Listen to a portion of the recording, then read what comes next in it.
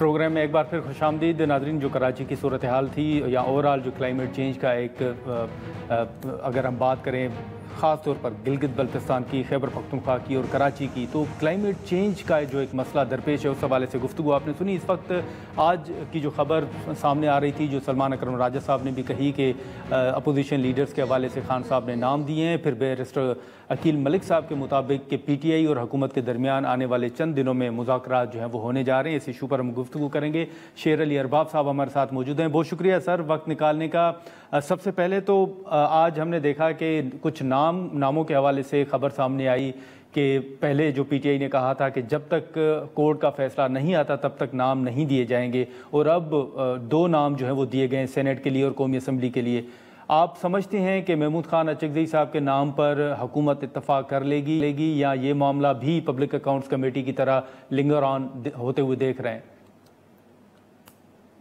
जी बिस्मिल्लाहिर्रहमानिर्रहीम। देखें, महमूद खान अचकज़ई साहब जो हैं वो एक सीजन सियासतदान है, नजरियाती इंसान है, और जो उनका व्यू है आजकल के ज़माने में उसको लोग हार्ड लाइन कह सकते हैं, लेकिन बातें उनकी ठीक होती हैं। वो आइन की बात करते हैं, कानून की बात करते हैं, और वो ये बात करते हैं कि जो ये हमारे मुल्क में आइन में जो फायर वॉल्स हैं, इसको ट्राइकॉटमी ऑफ पावर कहते हैं कि जी पार्लियामेंट का अपना काम है, जुडिशरी का अपना काम है, एग्जीक्यूटिव का अपना काम है, और एग्जीक्यूटिव में सिविल सर्विस भी है और मिलिट्री सर्विस भी है।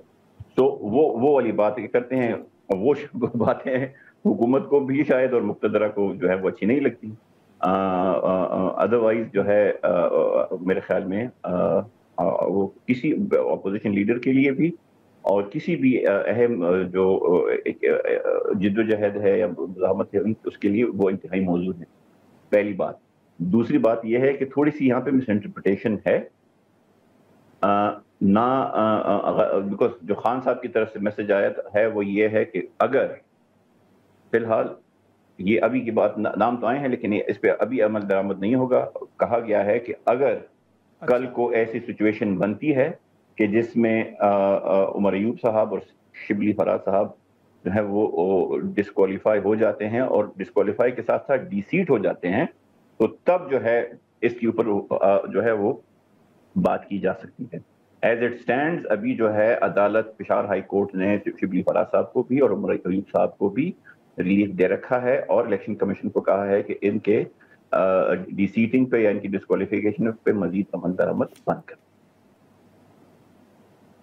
लेकिन शेर अली अरबाब साहब, हमने देखा कि आज बैरिस्टर गौहर साहब का एक बयान मेरे सामने है कि हमसे गलतियां हुई हैं और इसी के साथ साथ 9 मई जो है वो गलत था, ये बैरिस्टर गौहर साहब ने कहा है।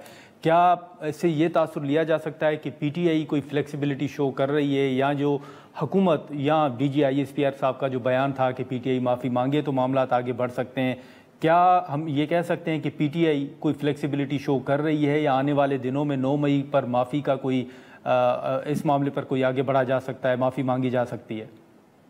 देखें, पहली बात तो ये कि पॉलिटिकल मैटर्स हैं, इस पर DG ISPR को बात करनी नहीं चाहिए। इस मुल्क में आइन और कानून की प्रॉपर बालादस्ती होती तो इस किस्म के बयान ISPR की तरफ से नहीं आते। दूसरी बात यह है कि हम माफ़ी किस चीज़ की मांगे और किस से मांगे, बिकॉज अगर एक बयानिया अक्सर बनाने की कोशिश की जाती है कि जी 9 मई हुआ और बड़ी सोची समझी साजिश थी और GHQ पे भी हमला हुआ और कोर कमांडर लाहौर जो के बाद से 10 मई से या 11 मई से जनाब बन गया, या तनसीबात पे हमला हुआ। एक बयानिया बनाने की कोशिश की गई, और बयानिया जब बनता है उसके अंदर वो बनता है अवाम के लिए, ताकि अवाम उसको सुने और उसको जो है वो अडॉप्ट करे या उसको माने। लेकिन जब 8 फरवरी का इलेक्शन हुआ तो 9 मई की जितनी भी बयानियां थी उसको तो अवाम ने मुस्तरद कर दिया। तो अगर किसी एक आध सरकारी अफसर की या किसी एक आध फर्द की कोई अना का मसला हो कि उनको अपनी अना की तस्कीन के लिए माफ़ी मंगवाना है तो अलग बात है। बसूरत दीगर जो है 9 मई में तो हम विक्टिम्स थे, मैं पेशावर में था, मेरे सामने हम प्रोटेस्ट कर रहे थे। प्रोटेस्ट हर जगह पे हक है और हम पेशावर में कम से कम रेड जोन से बाहर प्रोटेस्ट कर रहे थे। 6 हमारे वर्कर्स जो है उनको सीधी गोलियां मार के शहीद कर दिया गया। 100 से ज्यादा हमारे सामने रीडिंग अस्पताल का रिकॉर्ड चेक कर ले, उनको जख्मी किया गया। تو ہم کس چیز کی معافی مانگے کہ ہم مرے بھی ہم زخمی بھی ہم ہوئے اور اس اوپر معافی بھی مانگے. دوسری بات یہ ہے کہ کوئی ٹرانسپیرنٹ تھرڈ پارٹی کوئی تحقیقات ہوئی ہے, کوئی کمیشن بنا ہے جو رسپانسبلٹی فکس کرے, یا اسی طرح کی جس طرح آپ اے ٹی سی کے جو یہ فیصلے دیکھ رہے ہیں ان کو جو لیگل فرٹرنٹی ہے ہمارے ملک میں یا جو ہمارے لیگل ایکسپرٹس ہیں وہ ان اے ٹی سی کے فیصلوں کا لٹرلی مذاق اڑا رہے ہیں. تو اگر ان طریقوں سے جو ہے دباؤ ڈال کے آپ یہ کہا جائے کہ نہیں جی آپ تو معافی مانگے کیونکہ آپ نے کوئی بہت بڑا ظلم کیا ہے, رسپانسبلٹی فکس ہونی چاہیے پراپر. اگر 9 مئی کے اوپر کمیشن کیوں نہیں بن سکتا ابھی تک کیوں نہیں بنا؟ سی ٹی وی فوٹیج جو خان صاحب کہہ رہے ہیں وہ جو چوری ہوئی ہے اس کا ابھی تک کیوں ریکارڈ نہیں آ رہا, اس کو کوئی ذمہ دار کیوں نہیں آ رہا؟ ایسا اگر معافی منگوانی ہے تو ذمہ داری پہلے ثابت کریں, رسپانسبلٹی فکس کریں, اس کے بعد جو ہے اگر ہمیں ضرور مانگیں. لیکن شیر علی ارباب صاحب, کیا آنے والے دنوں میں, یہ کل ہی بیرسٹر عقیل ملک صاحب نے ہمارے پروگرام میں کہا ہے کہ چند دنوں میں پی ٹی آئی اور حکومت کے درمیان مذاکرات ہوتے ہوئے وہ دیکھ رہے ہیں, کیا کوئی رابطہ ہوا ہے اس حوالے سے, اور آپ دیکھ رہے ہیں کہ وہ درست کہہ رہے ہیں اور آنے والے دنوں میں شاید مذاکرات ہونے جا رہے ہیں؟ دیکھیں میں آپ کو ایک بات بتاتا ہوں. دیکھیں دو تین چیزیں ہیں. ایک تو یہ ہے کہ سیاسی جماعتیں اگر آپس میں بیٹھ کے بات کریں اس میں کوئی قباحت ہے نہیں, اگر کہاں اس میں کوئی قباحت نہیں ہے. لیکن ایک اور بات بھی ہے, اگر مذاکرات کی بات ہو تو مذاکرات نارملی ان کے ساتھ کیا جا سکتا ہے جس کے پاس اختیار ہو.